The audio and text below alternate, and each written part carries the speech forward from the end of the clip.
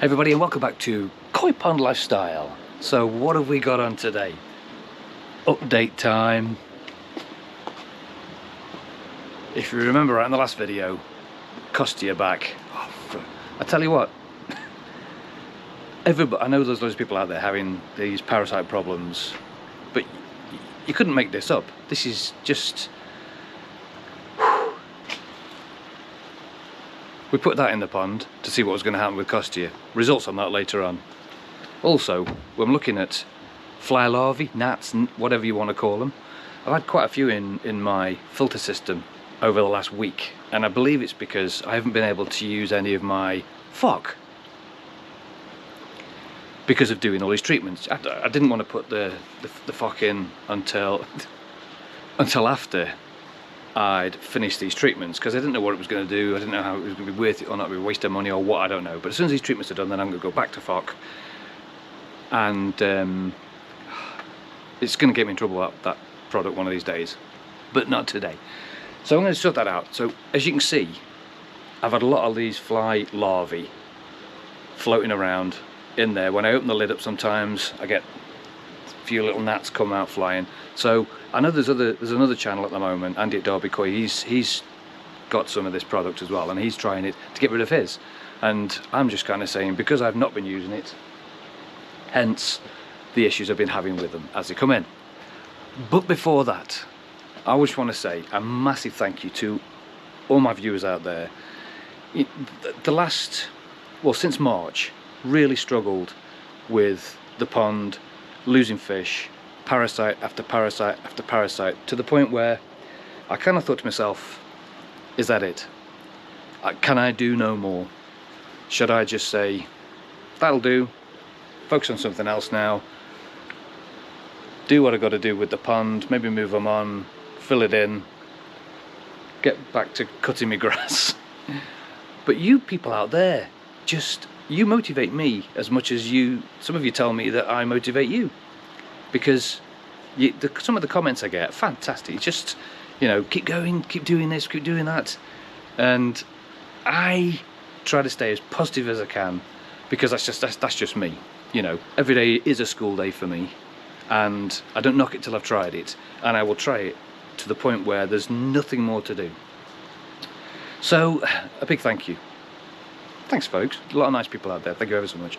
And also hello to all new subscribers at the moment. Subscribers are going through the ceiling. I'm not getting so many subscribers coming through, it's just like, wow, impressive. So thank you very much, welcome back to Koi Pond Lifestyle.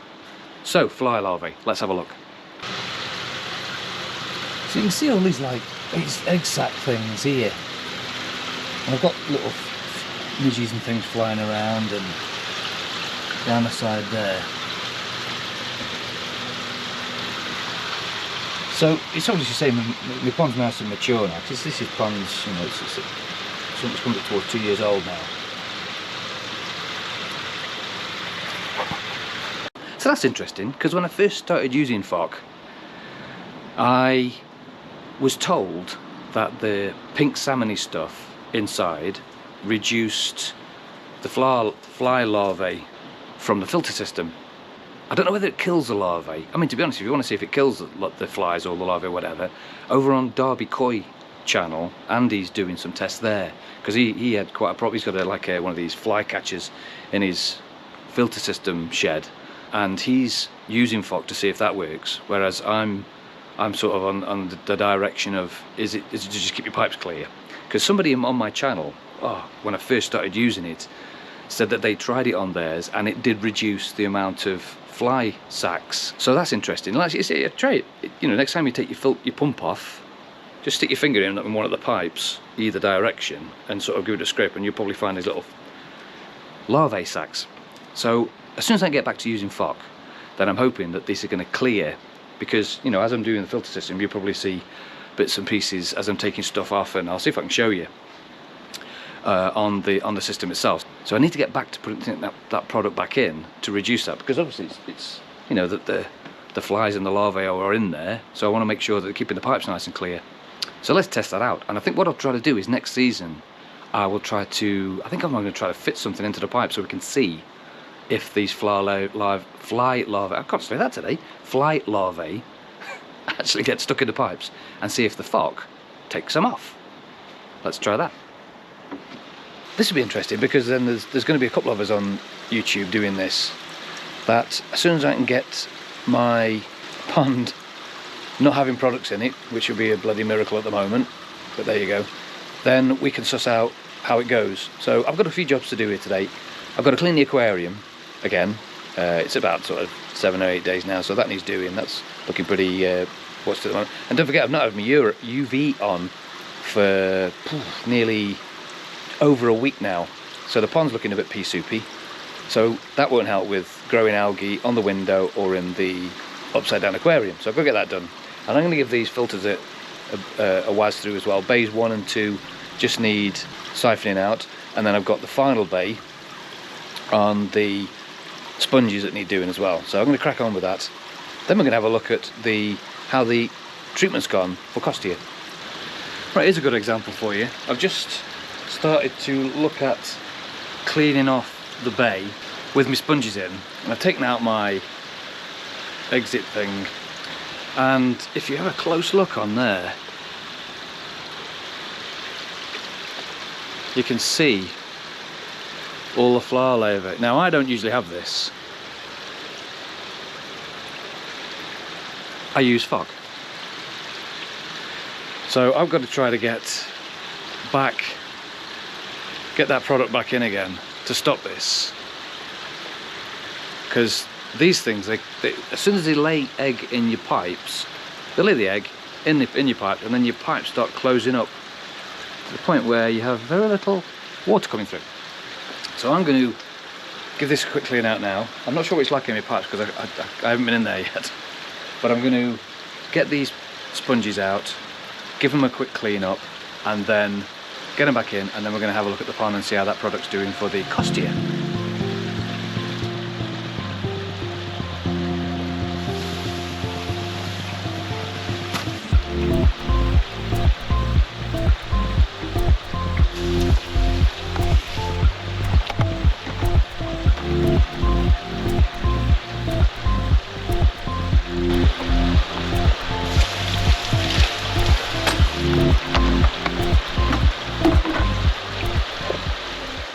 So, flushing through, yeah, it needs doing, that bay did. I think I left it a bit longer because I've had to leave my filters a little bit longer because I've been doing the treatment in there. So I've had sort of 7 to 10 days of literally just siphoning off the waste from the bay with the brushes in. I haven't been able to do the spongy end because I didn't want to start replacing water and taking water out when I needed that water in because it was concentrated with the FMG stuff.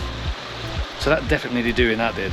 So I'm going to get the sponges back in, and then we'll go back and have a look and see how the FMG is done in the pond.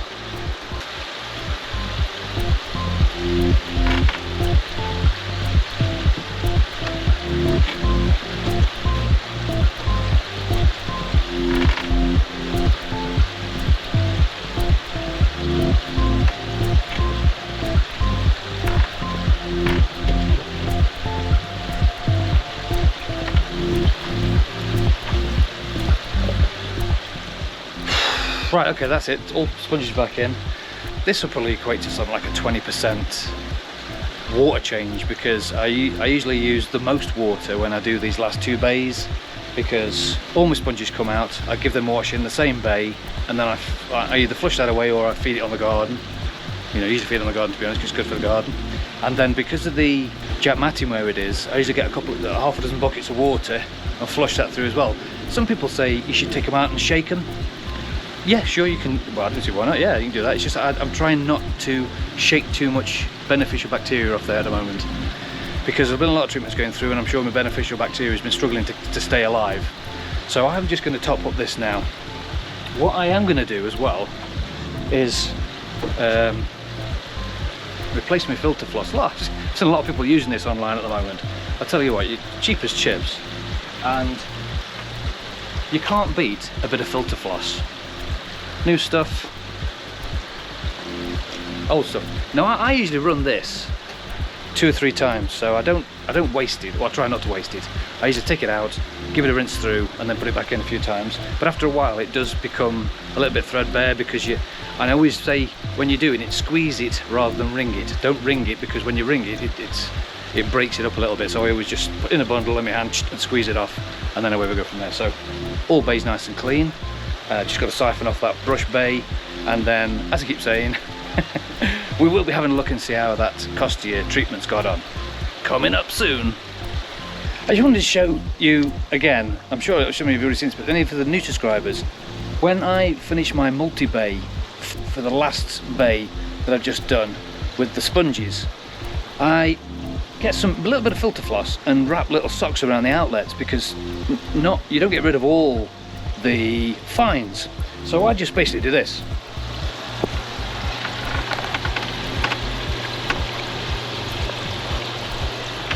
Just wrap some little socks around the outlets, and then these will basically catch any fines that I've left in here and just sort of polish it a little bit better, and not allow it to go back in the pond, because otherwise it's going to circulate again.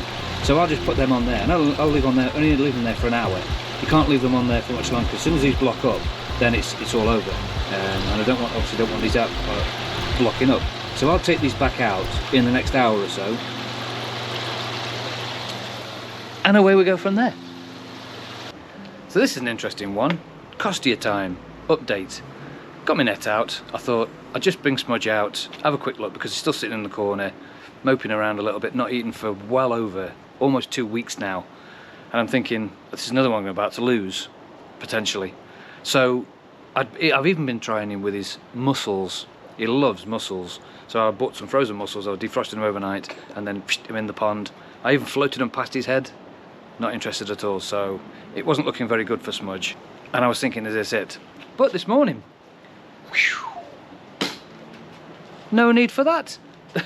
I thought I'd go one more try with the mussels, and come, you couldn't get enough of them. Thank you very much. So at the moment, I'm thinking that might have done it, because everybody's up swimming around now. I haven't seen anybody flash for at least 4 days. This said to me, I mean, we're on now day 14 after adding this, because you had the first dose, and then you wait 3 days, then you add the second dose. So that's 4 days gone. And then you have to wait for 7 days after that before you start sticking UVs on. You've got to keep your UV off, basically. So I'm on day 8 after that now. So I've done the 4 days, and I've done the 7 days. That's 11 days, not 14. Sorry, it's my inability to count.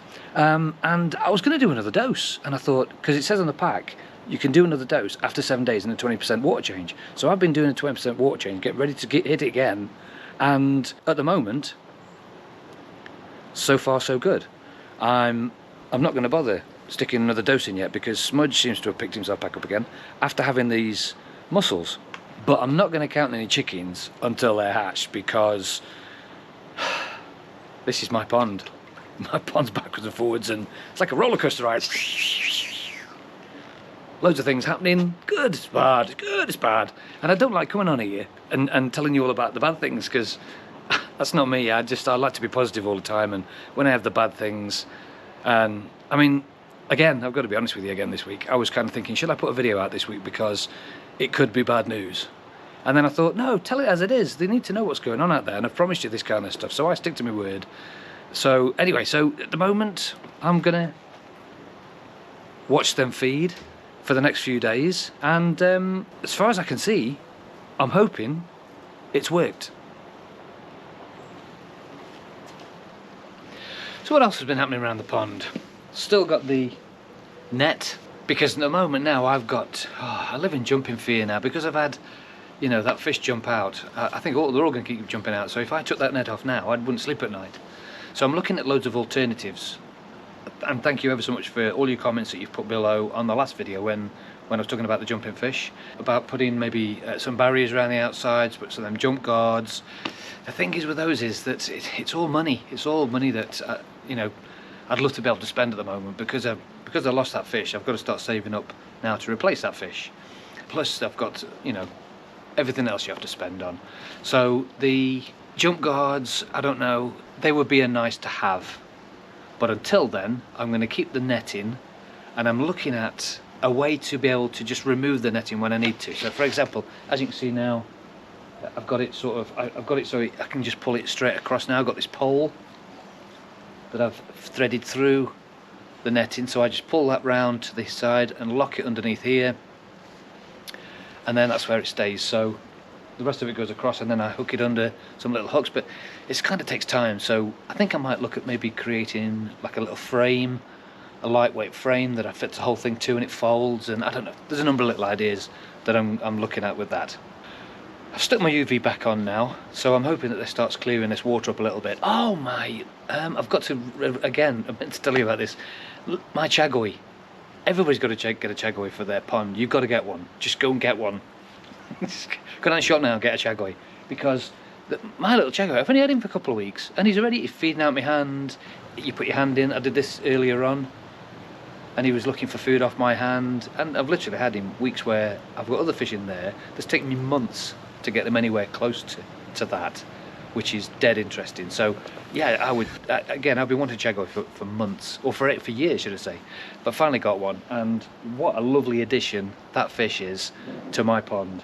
It's even calmed down my ghost koi a little bit as well. He's not as aggressive with his feeding. He feeds from hand, he feeds with OJ. OJ will come up and they'll both feed together, nice and gentle. So yeah, I'm dead impressed with that. I've just put in a couple of orange halves.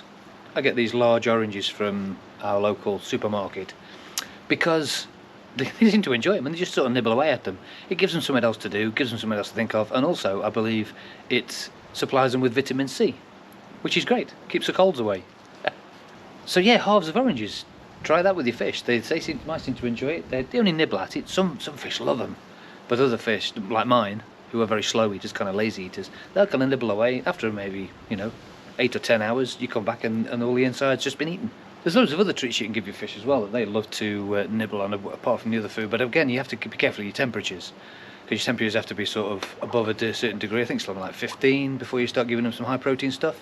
Things like the half oranges, they love a bit of half orange because it's only vitamin C. So we're now heading into September. Can you believe it? September's here already.